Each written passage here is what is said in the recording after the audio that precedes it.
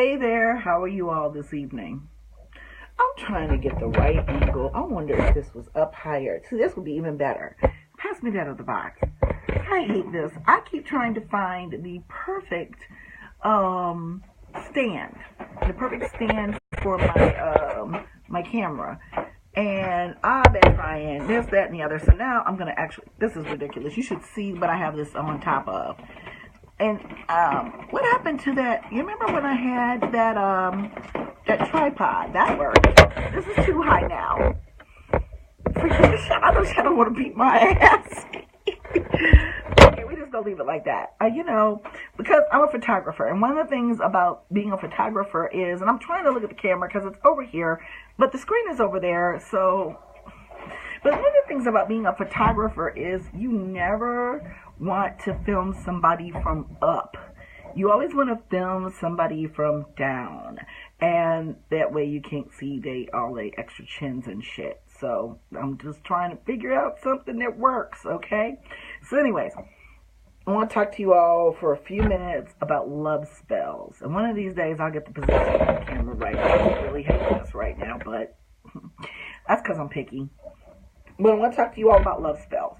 Because a lot of times people will send me an order. They'll ask me to light a vigil candle for them.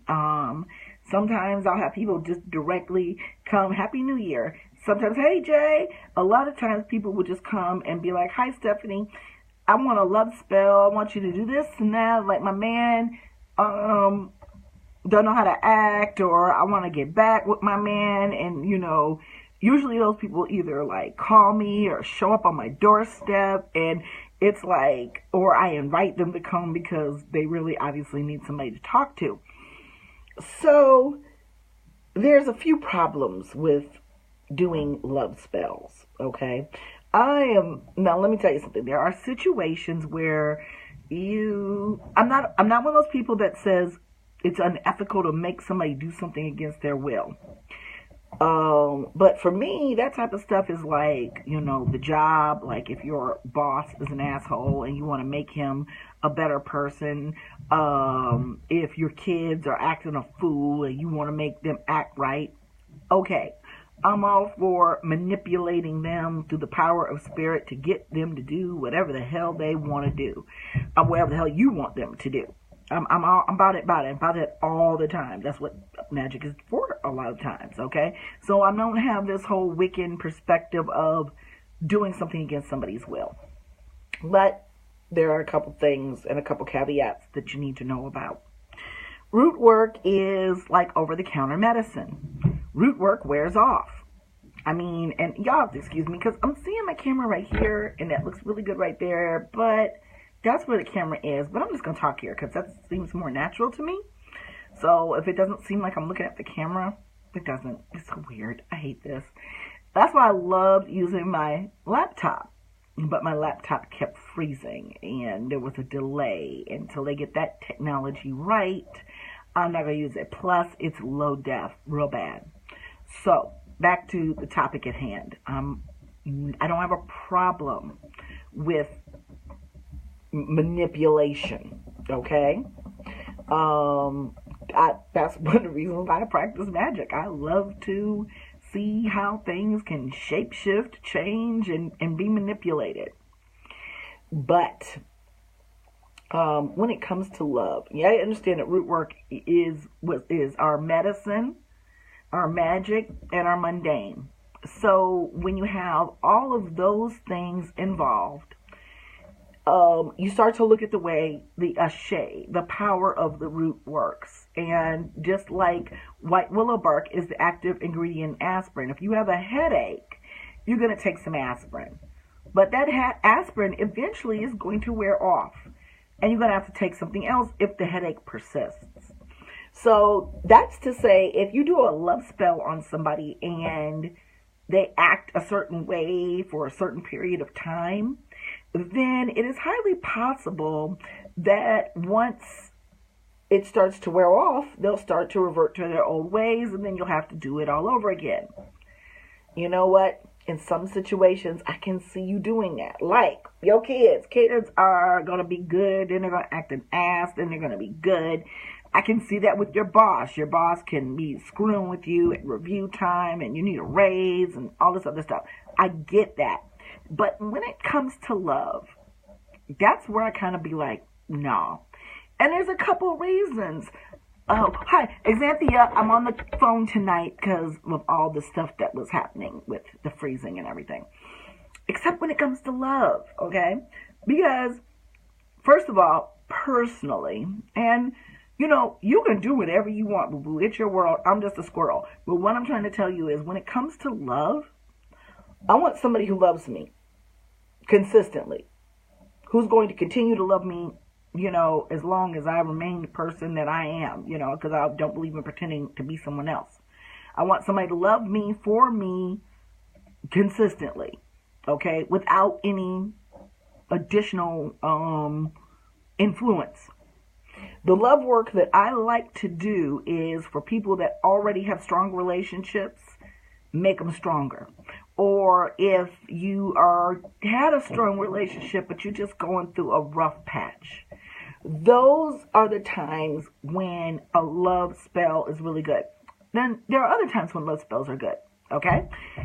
I just chose the name for my new self-love spell. It's called FLY. First, love yourself. Fly. Because I'm fly. And I love that. And so the person who came up with that name is getting a free miniature spell kit. Because Shadow and I came up with the formula last night. And we just needed a name. And I thought that was just so cool. Because when you love yourself, you are fly. You can't nobody tell you shit. Can't nobody tell me nothing. I just be like, go.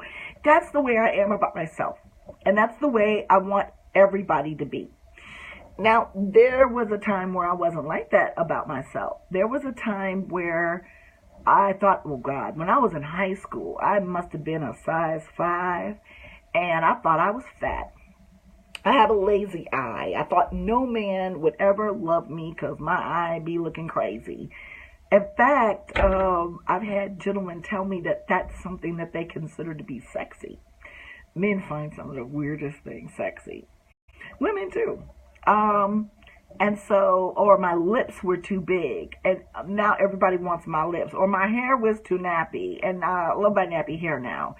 So there were a lot of things about me that I actually really do believe my younger relationships and my first marriage would cause them to fail.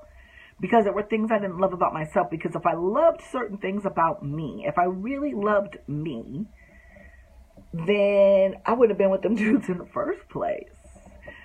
So that's what I'm trying to get, especially like my 20-something clients to look at, to think about, is that you gotta love you first. Anybody who doesn't love themselves, oh, of course I'm gonna post it. I always save them. I'm gonna start putting more of them on YouTube too. But anybody who doesn't love themselves will not effectively and positively love someone else, okay? And now I'm not a Christian anymore, but there are some beautiful things in the Bible, just like there are some erroneous things in the Bible. And one of the best examples of love is in Corinthians. Love is patient, love is kind, love is slow to anger, okay? All of those things. So if you got somebody who's not kind to you, if you got somebody who's mean to you, you got somebody who's angry all the time, you got somebody who's abusing you, but that ain't love. And I'm not going to participate in the process of trying to get you to keep that shit. I'm not. Okay? Also, love spells have to be very, very, very specific. I had a customer who she's not in a marriage situation. She was not in a cohabitation situation, yet she wanted to use the pussy whipped spell. Pussy whipped spell are herbs and roots specifically for marital bliss and harmony. That is how specific root work gets. You got stuff. That's why I got booty call, for when you want to hit it and quit it. That's why I got sugar daddy, for when you want to get paid to get laid. That's why I have bring me bae, so you can attract the right type of long-term relationship. Okay? He go crazy. I don't know what you mean, but explain, Kyle, and I'll extrapolate, because I don't know what you're talking about. Oh my God. Young folks, exactly. And that's why as old folks, you know, and damn, I'm almost 50 and I'm fly anyway, but yeah, I'm older. I'm an elder, and it's weird because people like look up to me. And I remember when Witches Rise put me in their top 20, I'm like, watch me fuck this up, okay?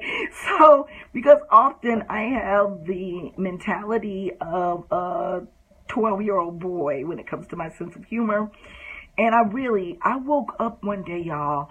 Life goes by so fast. I woke up one day. Oh no, he didn't go crazy. It's just not gonna work. That's the problem. It's just not gonna work. And so, I woke up one day. I went to bed one night, and I was 20. And I woke up and I was like 40 something, and I had been through 2 husbands, numerous relationships, and I had this almost grown ass child. That's how fast life goes. Boom, boom, boom, boom, boom. When you have Tasha, Shadow, how many days ago was that? Like a week? You know? And then these grandbabies, where they come from? You be walking through the house talking about, who you? Do I even know you? And that's because life flies by. So, given that life flies by, people, we're really going to have to take advantage of each day. And especially when you get to be my age, you ain't got no business fucking around trying to do love spells on people that don't want you. Because we don't even have days. We might not even have hours. We might not even have minutes. I'm almost 50 years old. I got plenty of friends who I have put in the ground. Dead. Started when we was in our 20s. Dying. And for us to waste a single day on a motherfucker that don't mean us no good, don't do it. So I want you all to share this video with as many young people and old fools that you possibly can, okay? Because you don't want that. You don't want people wasting their gifts. You don't want people wasting their lives. I loved my husbands, and I would have still been married if they hadn't acted a goddamn fool. Basically, and I look back on that with both of them. I think they both tried to pretend to be somebody they were not for me. And, you know, while I love the fact that they would care about me so much to do that, what happens is, let me say, yeah, ooh, yeah. I'm reading about somebody who did a spell and the dude ended up climbing up the side of the building like fucking King Kong. I'm telling you, I had a girl at the convention who had done a menstrual blood spell on somebody who she already thought was pretty fucking irritating in the first place, and she couldn't get rid of dude. And I'm like, I'm not initiated yet. I don't even know if you can fix blood oaths and blood spells. I don't know what to do with that. And I'm really comfortable saying that. There are certain things that I don't do. And it's okay. First of all, because I'm not a priestess yet. I stay in my lane. And when I get there, I'll know what I can and I cannot do. But blood spells are the most powerful spells you can possibly do. And for that reason, they are the ones that are more difficult to undo. And there are some spells that cannot be undone. Now, root work, you can kind of reverse, cleanse, stuff like that. But there's a big difference between magic and spiritual work. And trust me, if I wanted to do a lasting love spell, I'm going to have to go to a priestess and get me some spiritual work. But I would be willing to bet you that most priestesses that are ethical probably won't do them for you. Because most... Yeah. Right. And I'm one of those workers. I'm like, no, boo-boo. I am not going to put you in sexual slavery. I'm not going to put you in emotional slavery. If you are a 20-something-year-old, I don't give a damn. No, back up. I don't give a damn 18 to 80, blind, crippled, and crazy. I don't care how fucking old you are. Don't waste your time on a man or other person, woman, them, they, whatever, however you classify your gender or your sexual orientation. Don't you waste one fucking minute on somebody who is on the fence about whether they want you or not. You're wasting your life. Your life is a gift, okay? I don't care what religion or non-religion you come from. You can be atheist and you still can believe this, that your energy was put here for a reason. Everybody is here for some reason. It's like a clock. There are worlds that we cannot see. There are dimensions that we cannot access, okay? But in this particular dimension, and we're like, we can't even see. Like when you start going boom, boom, boom, boom, boom, and you start looking at all these different worlds and light years away, we're not even a speck of dust. But I can promise you that in this particular dimension, you are like a cog on a wheel. You have a purpose. You have a part. We all work this wheel, okay? Just like the Orange Menace, as much as we hate him, he's a cog on this wheel. Now, is he a part that needs to be replaced? Possibly. But he's serving a purpose because a lot of us is a lot more woke than we used to be. I know a lot of people that used to be on that All Lives Matter tip, and the shit that has happened has caused them to go, oh, really? Damn. And that's these people fulfilling their purposes, whatever they are, good, bad, or indifferent, okay? Men do it too. Everybody does this, okay? So if you got, okay, I'm gonna give you a few pieces of advice. If you're in love with someone, okay, yeah, don't feel bad about refusing to do love spells when, don't feel bad. Okay, listen. And some people will do them. You gotta understand that there are workers out here that will take your money for any goddamn thing that you ask them to. Like when I get a a candle divination request, most of the time, if the person is clear, I go ahead and burn the candle. You know, you paid for it, you want it. And that's what happened in a situation where I was burning a candle for a completely wrong reason. Those types of things I really don't have any control of. But if you come to me and ask me to do a spell, because a candle divination is different than a spell, okay? And if you take my candle magic class, hi Reza, hi Sierra, right, we don't get a lot of time in this particular existence. And since, you know, I don't know, spirits don't come and talk to me and be like, yo, it's lit on this other side. You know, they don't really do that. They might give you a little insight, but we don't know what it's really like when we move to the next dimension. We don't know what it's like when we go to Ganin or heaven or wherever you want to call it. We don't know what it's like to get to the promised land, and that's okay. I would hope that a lot of us would act a little bit better if we did know, but you don't know what awaits you there. So, hi Adriana, making this life right here, right now, count.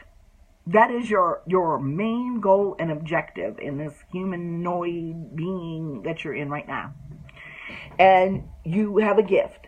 So your life is a gift. I don't care who gave it to you. If the world just spit you out, you don't believe in any gods, then so be it. If you believe in gods, if you believe in the Orisha or the Law, you believe that you are even the embodiment of them, you know, right here. Okay? So, especially for people who believe in ATRs and magic, you can't sell yourself short because you are a god. So stop fucking around with lowlifes. Stop believing that you are not a divine being. Embrace your divinity. Love yourself. Love yourself to the point where if you are dating someone and they come to you and they go, oh, I just don't know. I got commitment issues, and the last person I was with, they hurt me so badly. You'd be like, oh, okay. And like, let me tell you something. Right. Bind me to prosperity. That's what I'm saying. Get me some money. Okay? But if you do, and you run into that person, and they say, oh, I don't know, you know, I got emotional issues. I got baggage. Okay? Then that, first of all, that's your first sign. That's the first sign you don't need to be with that person. Let them get their shit straight. If you got shit, you got to get straight. Get your shit straight. Do you realize that the time that you're spending with somebody who doesn't want you or doesn't know what they want, their person may be actually caught blocking the next person who is right for you. But you sitting here worried about this motherfucker that's sitting on the fence. Leave motherfuckers on the fence. Leave them there. Let them count the sheep. I don't give a fuck what you do. Leave them. But I'm going to tell you another thing, you all. Men, okay? And people who have masculine tendencies, and society has created these roles that people play. Okay? So it has nothing to do with, if you don't adhere to gender roles, that's cool. I like my gender role as a feminine woman. I love it.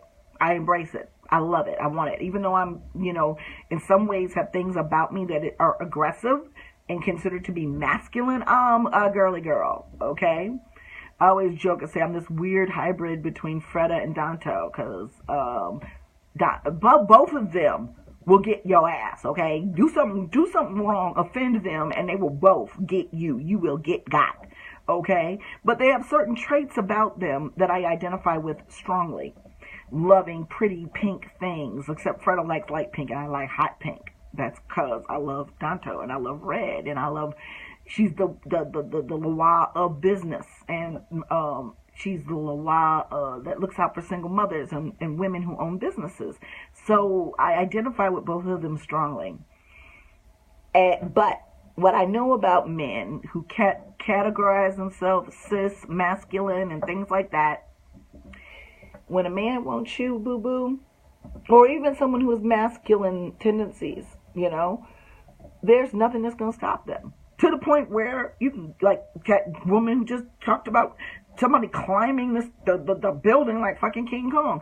They want you so bad, they go crazy. Women will do it too, but there's something about men where if you are thirsty and you're chasing them, they like to hunt. Okay? And there are women who like to hunt too, but these societal norms is what I'm talking about, which aren't really normal, but we won't go there. Don't be thirsty, because that's not attractive. Pick me is not attractive. Thirst and desperation ain't never been attractive. It's not attractive for women either. So the next time a dude tells you, ladies, I'm speaking to you, or even gay men, he don't know what he wants, you ain't got to go off. You ain't got to cry, slobber, beg, plead. Not if you want this person eventually. That's the worst fucking possible thing you could do. I remember I met my ex-husband in high school, and he was dating someone else, and we were friends, and then he wanted to kiss and hold hands, and that made me incredibly uncomfortable because I knew he had a girlfriend. And I said, look, I'm not even going to go like that. I believe that you get a person, you lose them the way you got them. So you either got to work things out with your girlfriend or you need to make a decision. But I can't be part of that decision.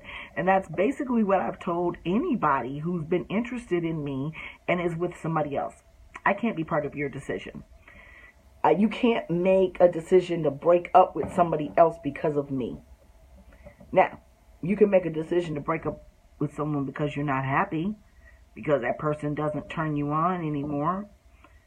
Shit like that happens every day. It's not about breaking up. It's how you break up with somebody. But I remember I did this to my first husband when we were in high school. I think you guys saw a picture of our prom picture. And about 3 days went by. No, not 3 days. 24 hours, maybe. And my phone rang, and he was like, right, I don't know what I want means I don't want you right now. I may not want you ever. That's exactly what that means. Because if they want you, they want you. And I mean, even women, that's one thing that isn't, like, different between the sexes. We want something, we want something. If we don't know what we want, we don't want that. Maybe not at that time, maybe not ever. But when 24 hours before my first husband called me back talking about, I can't live without you. I broke up with her. I can't do this. I need you in my life. And we started going together. And after high school, a few years later, after that, we got married. We were married for 9 years until he lost his mind. And that's okay. I'm not upset with him because we're divorced. And my family still, like, it's funny when people get divorced in our family. If he knocked on anybody's door, including mine, I'd let him in. He's the one who's sad and bitter, But when he wanted to stand by me and he wanted to treat me properly, I was there. And even when he was asking for a divorce, I tried to do it. But you know what? You know what's funny? The first time I said, okay, when he asked for a divorce, was when he was like, oh, it was right before our high school reunion. And I was like, no, we can, I'll move out. It's cool. It's good. And then all of a sudden he wanted to work it out. And I kept that up until the last time he pulled it. And I was just like, you know what? I'm done. I'm done. I'm like, I said before, okay, but I mean okay. And I packed my shit and I left. He actually helped me move. And he tried to come back again. Okay? You can't make anybody love you. You know that song, I'm Gonna Make You Love Me? You know what? One of the saddest songs on record is I Can't Make You Love Me If You Don't.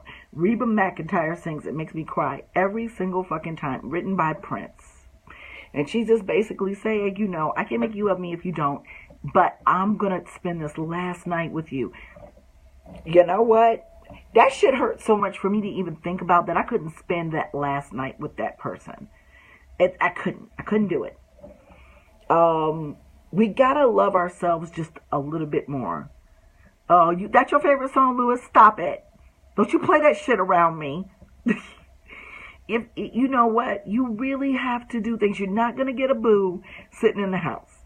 And I'm sorry, y'all, as much as I've heard success stories about in online dating, let's just take a slice out of my life. Okay? I've dated online for years. Okay? Yeah, it's a beautiful song, but no, it hurts my heart every single time because I've been in that position too many times. You deserve love. Love yourself first, and then you will be able to demand the love of others. That is the most important thing. When somebody tells you that they don't know what they want and that they got commitment issues, be like, okay, don't say shit. Radio silence. That's the shit that gets a man to respond to you. I remember my girlfriend taught me that. She was like, you want to talk too much. You want to work shit out with people too much. You want to do, oh, you got a reading like that today.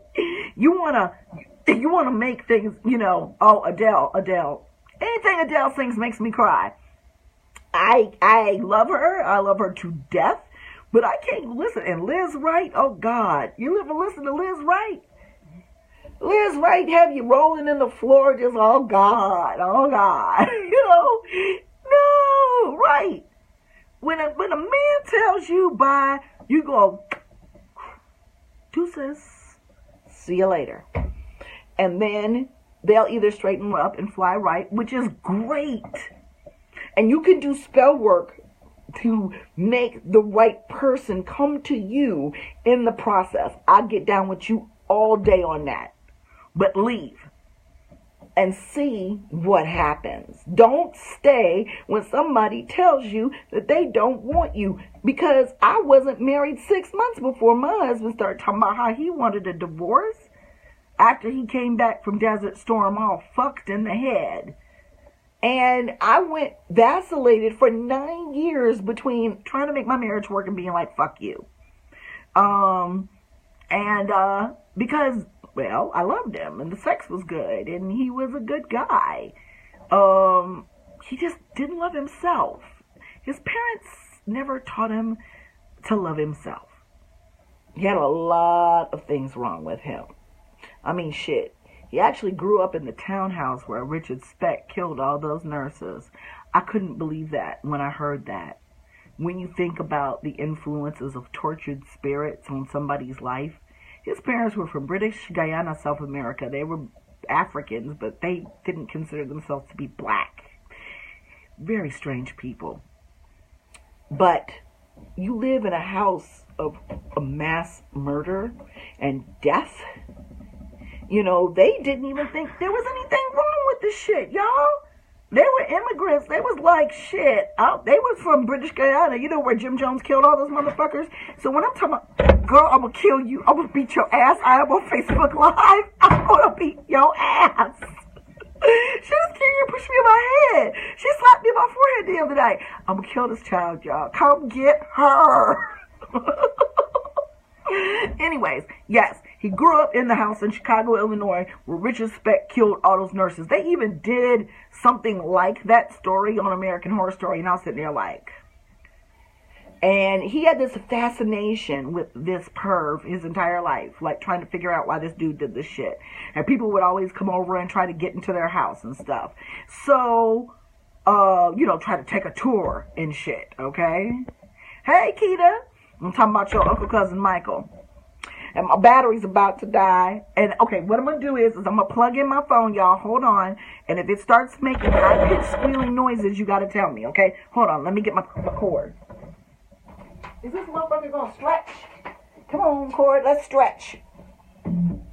So, anyways.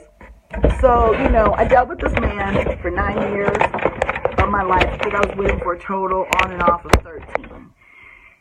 And when I woke up, I was 29 years old. And I was by myself. Don't waste your life like that, especially if you are 20-ish.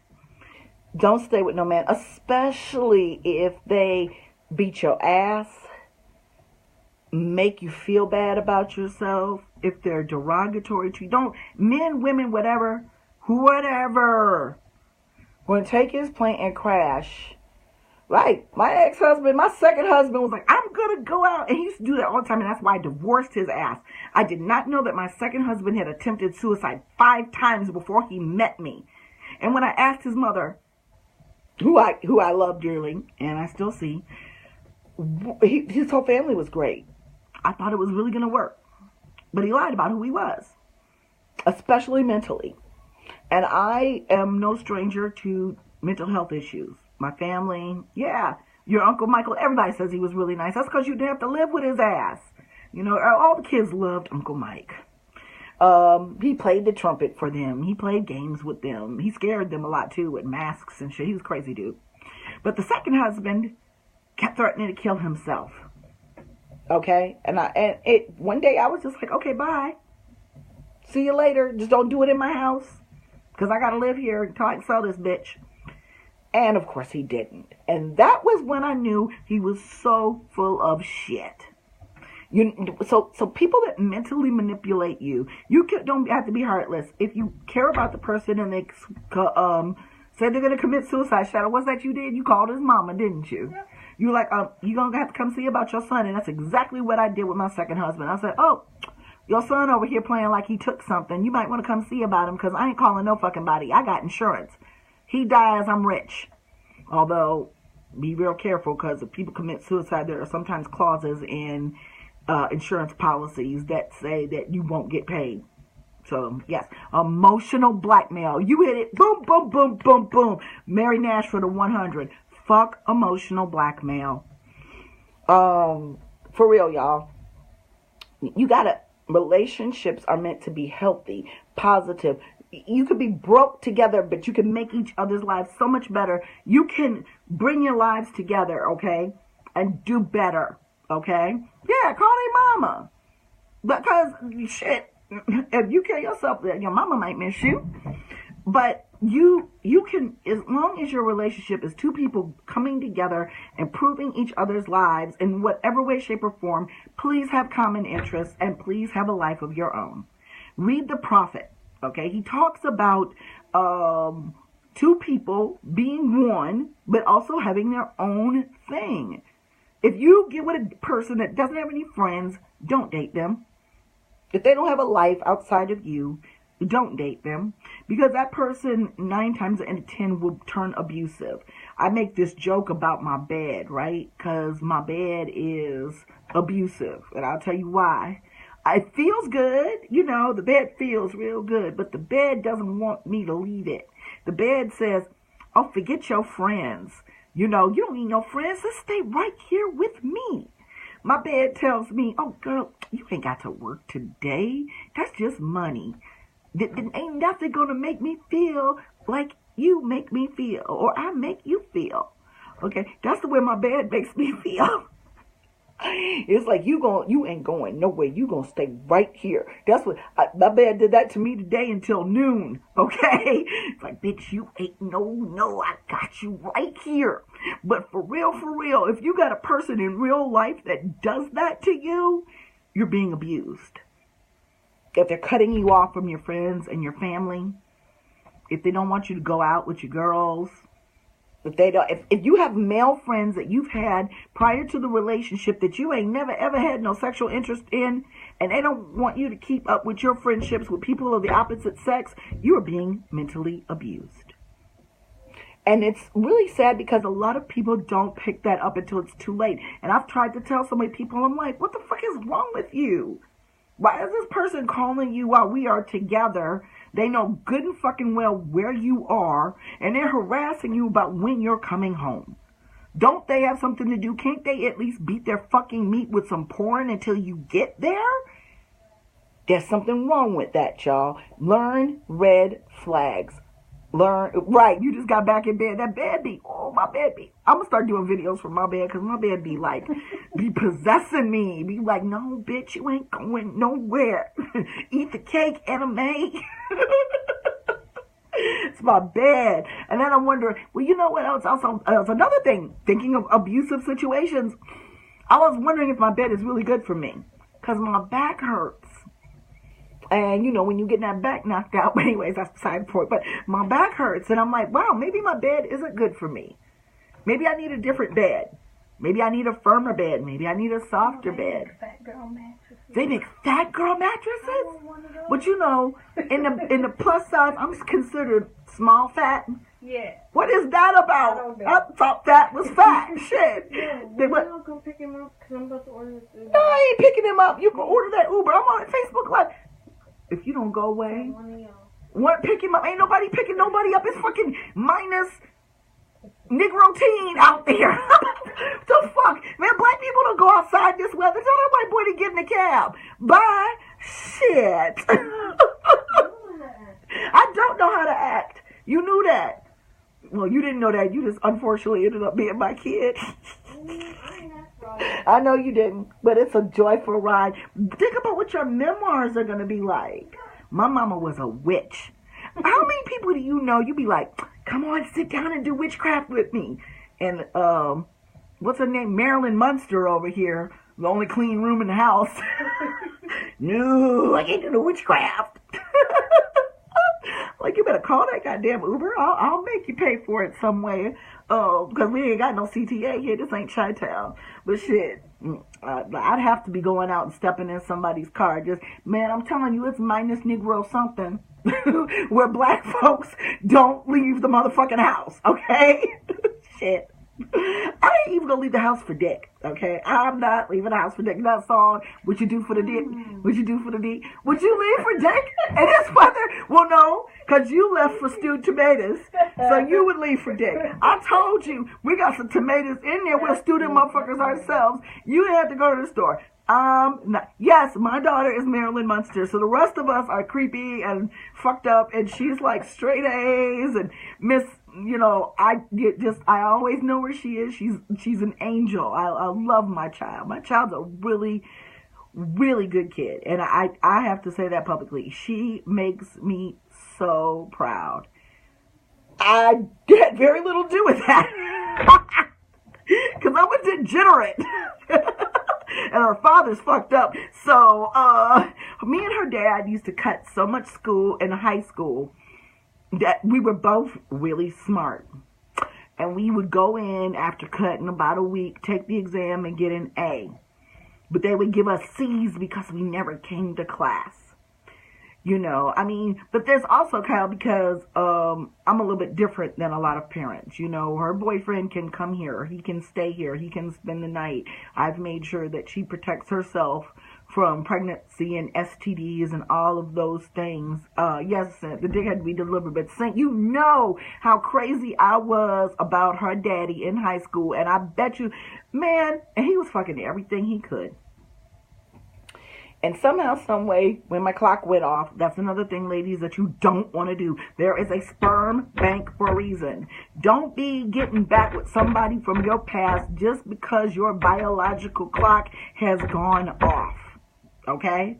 Don't do it. The only thing good I did, Fola, and thank you for saying I'm a good mother, was I made sure she had a really good gene mix of intelligence. But when it comes to mental illness, woo, both sides. You know, so there's a trade-off there. But I know how to deal with it, you know. You hated us. That's because Y'all have to understand, Sent went to high school with us. We would make out everywhere we possibly could. We was always just, kissing and hugging wherever we could. And but that was what actually made other girls mess with him, because they saw how happy he made me. And he wasn't no damn good. And I asked him, we have these talks every now and then, usually when somebody dies, because we think about the mistakes we've made with our own lives. And I'm like, why'd you do that to me? I would have been with you forever. And then I gave him a chance 15 years later, and he fucked it up again. Had his child and everything. He fucked up again. And it's just whatever his own personal issues are. It's just nasty. We were horrible. And let me tell you something. That's another reason why I'm very understanding with my daughter and very positive about her sex life, because when I was in high school and I was with her daddy, we fucked everywhere. Anywhere we possibly could. And we probably should have been caught a million times. And honest to God, this is a small town that we live in. This ain't Chicago. I don't want someone to call me and tell me that my kid's down at the Reynoldsburg police station because they caught them fucking in the forest preserves. Dignity. Being comfortable. What first made me love myself? I'm glad you asked that question.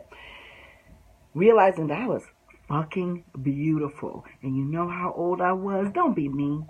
I was 40 fucking years old. And I'm tempted. I have these nudes that I took when I was 40 years old. The year I turned 40, I took some nude photos, and they weren't like coochies and titties, but it actually I was already starting to get into photography. What it did was it had me start taking pictures of women, especially bigger women, that made the bleachers at the gym. Yes, girl, up under yeah, all that. We did that too. The bleachers at the gym, his car, the hallways that were tucked way back in the B building where didn't nobody go, where the closed classrooms was.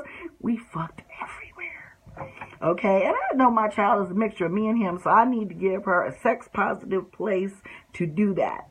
And my mom did that with me with everything but sex. Yes, girl, we used to fuck in the school, in the B building, by the music department, in the back where they had all these desks piled up. It was crazy. Should have been caught. And I don't want my kid to do that. My mother let me do other things at home. Yes, it was the B wing.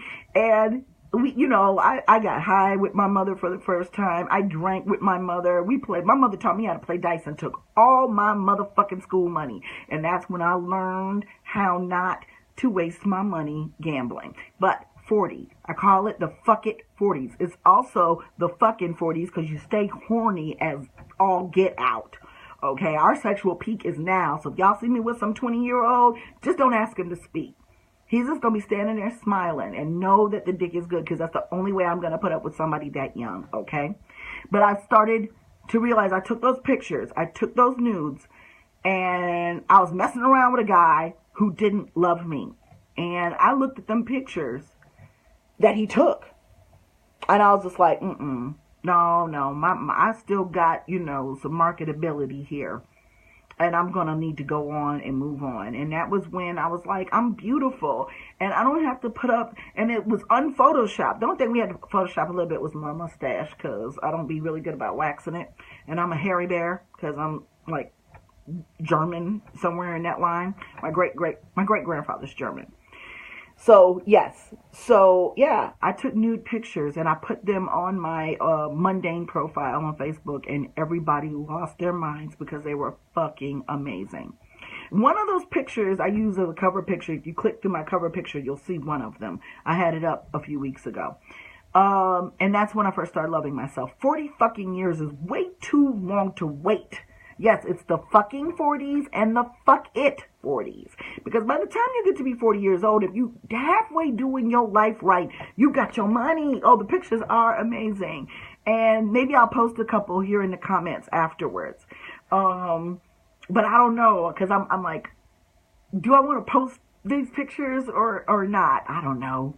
But, yeah, at some point I'm going to get them all printed. I could even print them here. I've got a professional printer, and hang them up. I was going to put a big ass picture of me nude over my fireplace, but that became my ancestor altar. So magic has kind of overtaken all of those places where maybe I might put them, but maybe I'll hang them in my bedroom.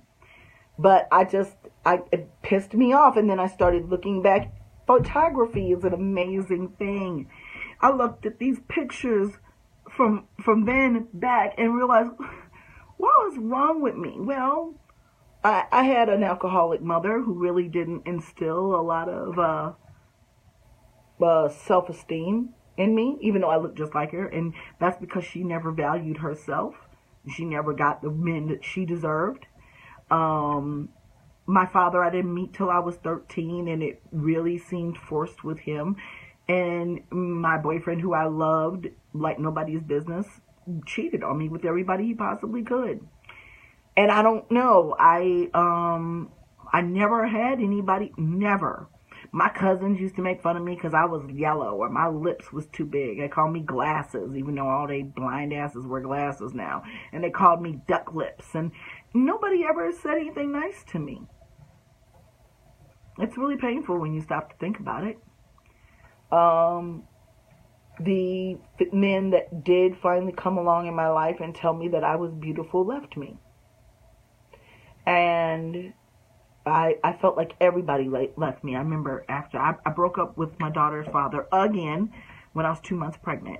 And I remember coming home from the hospital. And I remember my cousin standing there. She passed away last year, like this day last year. And she was hugging me, and I was just like, why was I not enough? And my daughter even asked that question, and luckily I had like come to my senses by then. She asked me this question like a few weeks ago, or a couple months ago. She was like, why wasn't I enough for my daddy to stay? And I'm like, it's not that. He wasn't enough to stay. It has nothing to do with you and what you're worth. It's about him. I have a master's degree. Despite your father having a genius IQ, he didn't finish college. He dropped out of college because his parents wouldn't buy him another car after he'd wrecked so many. You know, irresponsible. And then looking at me and looking at the fact, right, he was not enough. And my very existence made him feel like he was not enough. Now, mind you, that's a difference. There's a difference between making somebody feel like they weren't enough. But I never did that. And I always tried to tell him what he could do and what his options were and what he could be. And he wouldn't listen. Because he just couldn't come up. Okay? And I'm a force to be reckoned with. I got a master's degree. I came from shit. Okay? I had a lovely childhood here in Ohio, but when I moved with my mom, that's when my childhood ended. And I was on the west side of Chicago, and I saw shit I ain't had no business seeing. Jezebel, no, I'm doing serious talks with the grown-ups. Go away. The kids, you can't have shit, okay? Yeah, you gotta let shit go. It's not, I'm on the verge of tears right now because it was, no, Jezzy, go on. Be gone. I know you want to come hug me. But in any case, it was hard. I have to honestly say that this is the happiest I've ever been in my life. And a lot of that came with living my life on I know, she's going to be on the table in a minute. And how do I deal with the pain? Therapy, magic, antidepressants, weed. There's a lot of things that you do to deal with the pain, but no, Jezebel, put your damn claws down. The biggest thing you do is you feel the pain. You don't let that just be pushing down, because that'll give you a nervous breakdown. Because that shit's going one day like a fucking nuclear bomb, and you're not going to be able to get up off the floor, and your friends. Oh, now she's in Shadow's lap, y'all. But seriously, you'll be on the floor one day. You'll be 8 weeks pregnant on the floor, and your friends will be picking you up off the floor because you can't stand. And you can't smoke weed because you're pregnant. But you got to go through it. You got to talk about it. But you can't live in it. You got to understand that, okay, this happened. You know, right. You got to know who you are. Well, that's okay, Christina. You can rewind it, but you can't ignore it. But you can't live in it. There's a process to everything. There's that whole grief process, anger, acceptance, and all that good stuff. You got to go through all of that. And there are moments where you will fall back into the valley of your pain. It happens. I have clinical depression. I have a miswiring in my brain. My daughter has it. Her father has it. My mother had it. My grandmother had it. And instead of self-medicating with alcohol and drugs, hard drugs, because I believe weed is from the earth, okay, puff, puff, give, instead of self-medicating, you see a therapist, you see a doctor, you talk to people. But I'm going to tell you all right now, and I'm going to say this from my heart. And Christianity helped me a little bit with this, but spirituality, okay, was a lifesaver. I mean, there were some things that I didn't realize were spirituality, and let me tell you this, because I tell people this story all the time, and I want to tell all of you this. Most of you who followed me for several years have known that I interned with the Voodoo Store for 2 years. How I came to meet them was after I had those nudes taken, and I became a photographer. And I wasn't just taking nudes; I was shooting everything. I loved being a photographer, and I met the man who owns the Voodoo Store. Okay, a Dr. Kali. And he is a photographer and an amazing graphic artist, okay? And he was my photography mentor. And then when I had some spirits in my house that I knew I knew of them because I'd grown up in the house with them. In fact, when I started practicing voodoo, it was so funny. I wasn't doing voodoo when my my daughter's father came into the house one day. I was making little miniature pies, but he came in and he saw the root room. He hadn't been in that room because you could actually hide that room from everybody. He was like, and I told him I practiced voodoo. He was like, well, given that house you grew up in, I understand. And he just kept going. And we had G'day that would visit us when people died. And when I told them about these spirits, they told me about voodoo. And here we are. I mean, this is the short and condensed Cliff Notes version. But the spirits pop back up in my life. And when I tell you, when I can't do... Now, there's very little, because Spirit has empowered me, that I feel hopeless about. There are very few things that I tell people I don't do a lot of spell work. I do a lot of spirit work with my spirits, our relationship, talking to them, trying to figure out how to dive deeper with that and how to also master my magical skills. Because when the shit hits the bricks, boo-boo, I'm back up here in the root room. I'm making some shit, bathing in some shit, burning some shit, running around naked in some shit. I do whatever I have to do. Cast my circles, do whatever I got to do. Put somebody in a jar, I do it.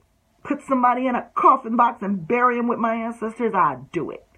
But the reality of the matter is I don't need it as much, because the closer I get to my spirits, the more unflappable I become. And I realize that, number one, this is temporary.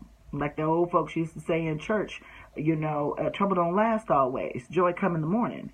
So let me get through this. So I went from asking God and the creator and goddess, why? I stopped asking why, me. But I would start asking is how? How am I going to do this? How are we going to get through this? What you going to do for me? Who I got to ask? Where I got to go? And I take that with me in business. I take that with me in everything. My kid, my dealings with individuals, yeah. That's the one thing. I'm looking here and she says, Amanda says her children died.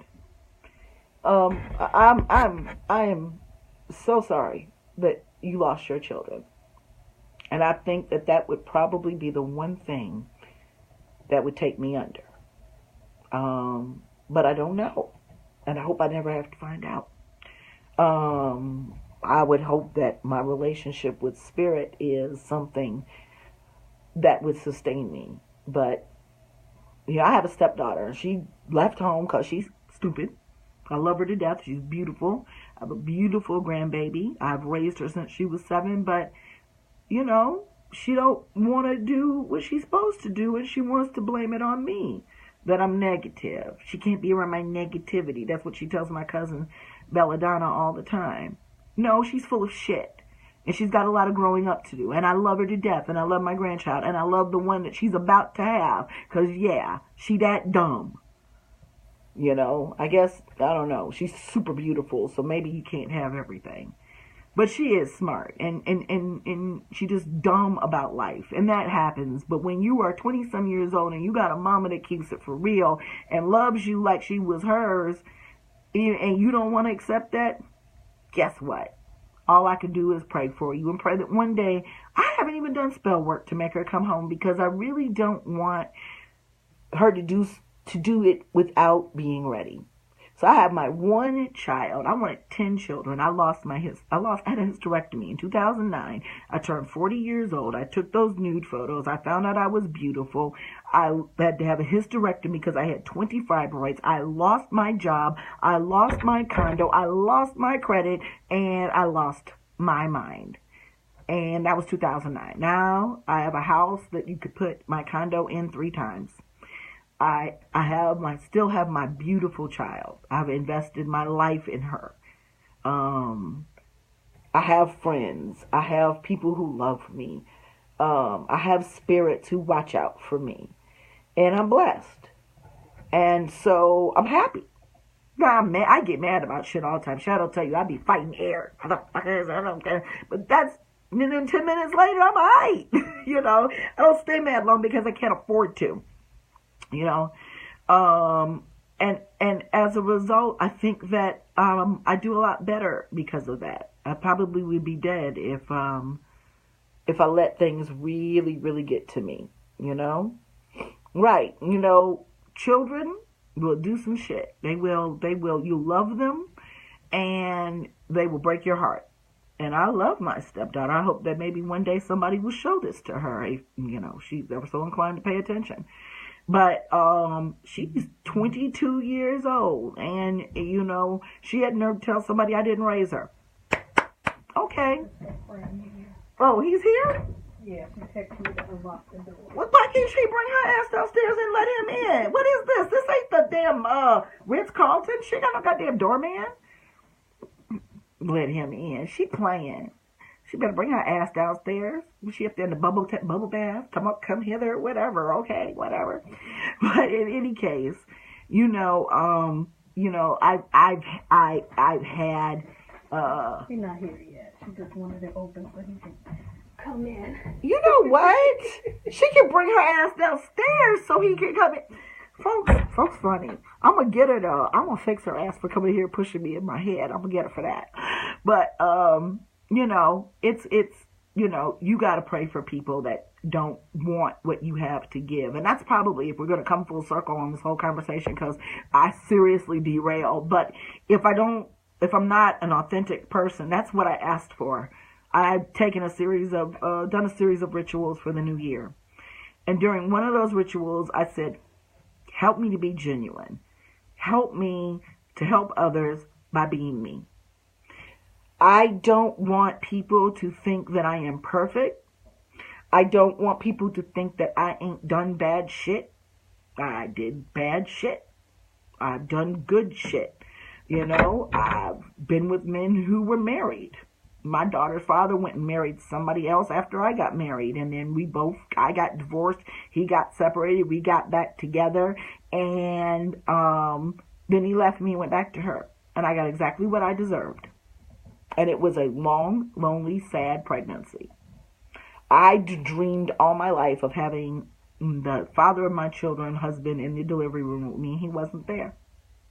So you pay for the bullshit that you do. You will. That will roll around and slap you right upside your head. And you know, I thought it was justified. I'm like, well, she cheated on him when I was with him first. And that wasn't a good enough reason to do some dumb shit like that. But am I happy that I got my daughter out of that? Yeah. And while he's not the world's greatest dad, he's part of her life, and he helps out when he can. And that's the way I leave it. Because I knew what I was signing up for when I was fucking around with him. I wanted a baby. My mother was dying, and I didn't know it.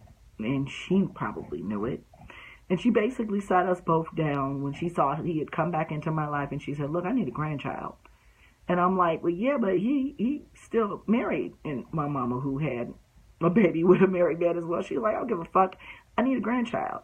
And what my mother didn't know at the time was that my doctor had told me it was now or never. So I decided I was going to have a child, and he was a willing participant for a few months anyway. You know, he loves her, but was it the best decision that I could have made? No, but shit, we were 15 years ago. I had a lot to learn. I was really stupid, you know? And so my goal is that my child, it ain't my stepdaughter, my cousins, my daughter, you know, my cousin Nikita's on here, and she called me for a reading, and she got read all right. I'm not that person in the family. It was so funny. One time, one of my cousins said, that's why nobody likes you.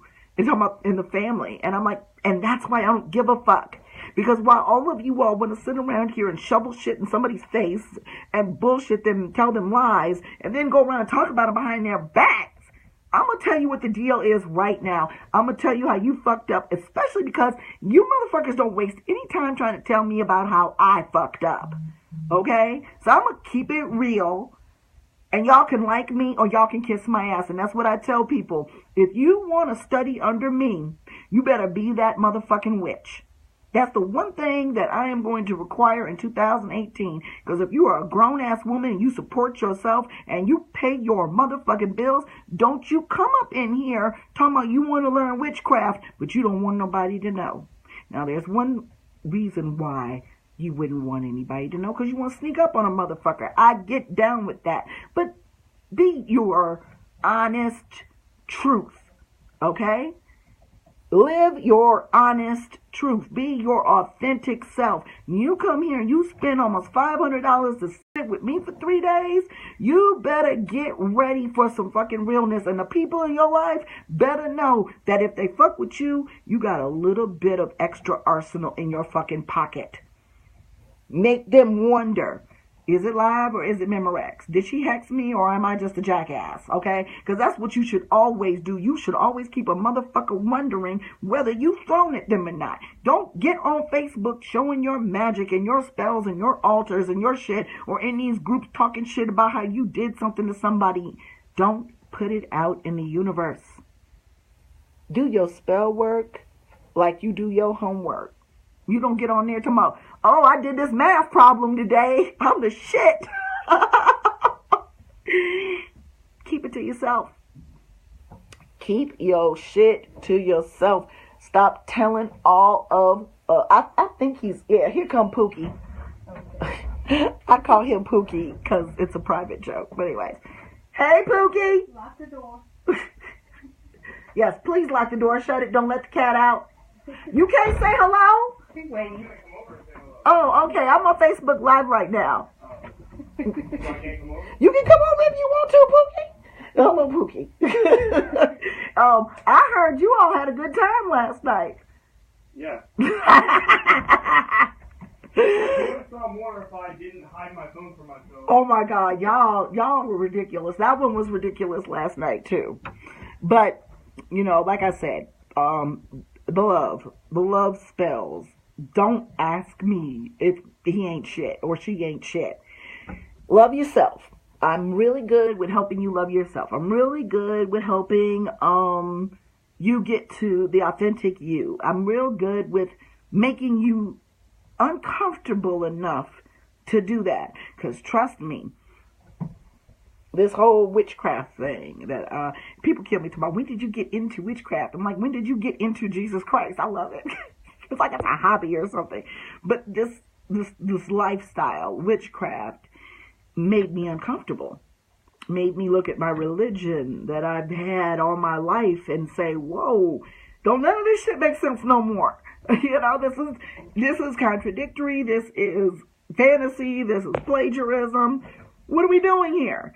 And so in my efforts to be extremely authentic with myself, I had to cut. You talking about some cord cutting. Cutting cords with Jesus Christ ain't no joke, okay? And I know that, and I know how hard that is for people. But you can cut the wrong cords and keep the right ones. Because, like I said the other night, they crucified him because he was a powerful sorcerer who definitely was bucking the system. And so, you know, do a lot of reading, do a lot of study. I find that that's the best way for someone to be sure about the steps that they're making, especially in the occult, and do a lot of spell work. Test that shit, because I'm the biggest cynic that ever walked this earth, but I've been walking with spirits all my life. Spirits have been in my midst all my life, and I've never denied that. And to take it and really like put it in motion and make it work for me and live a lifestyle where they're recognizing, well, cutting cords, but I got to do the class on coming out of Christianity. I know that's something that I need to do, and I did it at the Black Witch Convention, but I want to do a little bit more research, and I'm working on some other stuff right now, but we will have it. Oh, and I do have the dates for Rootwork 201 up until May. I might be in NOLA in June, so that's kind of let's see, and all of the 101 to 102, 103 for this month for January, I'm going to post tomorrow, because I've been talking to y'all forever. So anyways, love yourself. It's hard. It's so painful when you don't. That's probably the hardest thing. People can mistreat you left and right, but if you don't love yourself, that's the most painful thing of all. And when you love yourself, you will have standards. And when you love yourself, you won't worry about, am I going to meet somebody else? What if he leaves me? What if he's cheating on me? You're not going to worry about that. When you love yourself, you're going to be like, oh, you cheating? Okay, bye. Seriously, I'm so good with the, okay, bye. You know, and people be looking at me like, I remember when my second husband, he clowned me. Like I said, I was a photographer, and my sister had 21 of her in-laws in my studio that I had in my home getting their family pictures. There was a lot of stuff that happened that day that was really bad, but I'm not privy to talk about other people's business, but I'll talk about mine. But after a whole bunch of other bullshit went down when you got all of these people in the same room together, my ex-husband decided he wanted to clown me in front of my sister's in-laws because there were some unfortunate things, a disagreement that went down, and I asked him to go and take my lights down because I didn't want, you know, if folks got to pushing and throwing bows, I didn't want my lights broken. And there was also a bunch of little kids, and I was just trying to get the hell out of that situation. I was also trying to get them a proof disc, so I'd gone back to my study.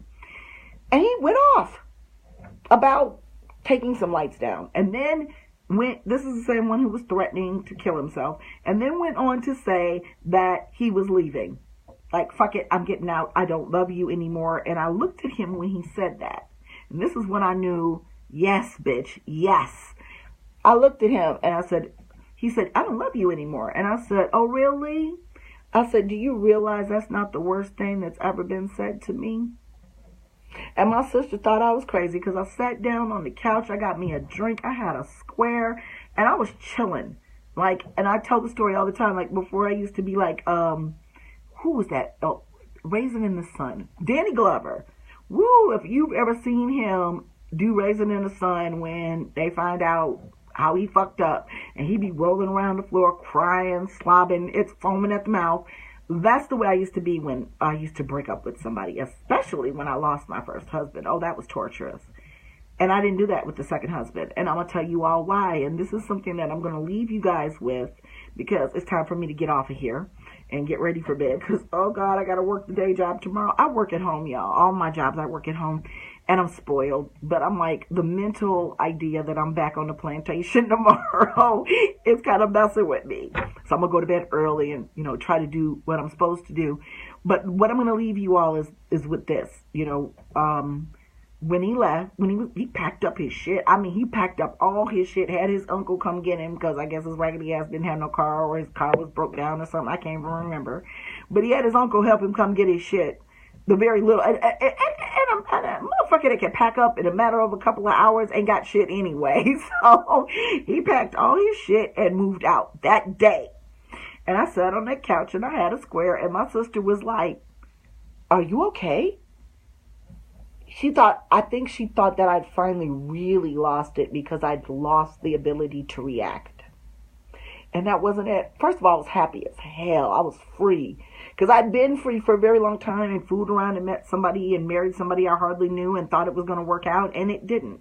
And I said to her, "No, I'm fine. You don't have to worry about me because I'm going to be all right." And right, to the left, this shit was in the box. I was like, "Come get the rest of your shit." I wouldn't even let him upstairs to come and get his shit. And of course he tried like 2 weeks later talking about how he missed me. He still be talking about how he missed me. And I'm like, "No, boo-boo, I'm done." I don't know if you all saw that post. I'll see if I can find it where he sent me an inbox. Because I sent him an inbox after he sent me a friend request. And he don't even like witchcraft. And I had like, I'm a chakra burning. It was a t-shirt and he loved it. And I'm like, "You scared of Santeria? Last time I checked, why are you messaging me?" And he was just like, "Well, because I messed up and I miss your wit and your wisdom." And yeah, it was one of my best days ever. Yes, it was. Okay, because I was like, whoop, whoop. I had to do that when folks left because I didn't really want them to think I lost my mind. But I was just like, no thanks, nope. And I didn't say anything else. I didn't have to be like, "Because you ain't shit, blah, blah, blah." I'm like, nope, no thanks. My friends are like, "Damn, you are savage." No, I'm done. And when I sat there that day and my sister was like, "Are you okay?" I said, "Yeah." And as a matter of fact, I motherfucking am. And I'm going to tell you why. Because when my first husband left me, I mourned for a very long time. And in the, over a decade between my first marriage and the next one, I made a lot of unfortunate mistakes by trying to get with people who didn't value me. And I got my heart broken. And so what happened was, I used to, as everybody does, you have to go through that heartbreak and go through all this stuff, and then you are all right. At some point, you are all right. You know, there's a quote that says, "You thought you couldn't live without him. Well, look at you living and shit." And I thought about that, and I was just like, you know what? The last husband, I spent way too many years, made way too many mistakes. In fact, I got back with my high school boyfriend, my first high school boyfriend, because the second one was the first husband. Because I found out that my first husband was getting remarried, and that really fucked me up. And that allowed somebody from my past to come sneaking in. Okay, and I needed to have a baby, and he was a willing participant. And the fact that he could get me pregnant just by looking at me. By the time I realized I shouldn't be having a baby with dude, I was already pregnant. That just tells you how it goes. But I told my sister, I spent a lot of years trying to be all right. So what I have decided, because I am 42 fucking years old, is that I'm going to be all right. Right now. So I want you to take that with you this evening. I want you to think about that. And anytime somebody asks me to do a love spell for them, I'm going to send them a link to this video. Because you're going to be all right. You will. You might as well be all right now. I love you guys. Stay black. Holla out.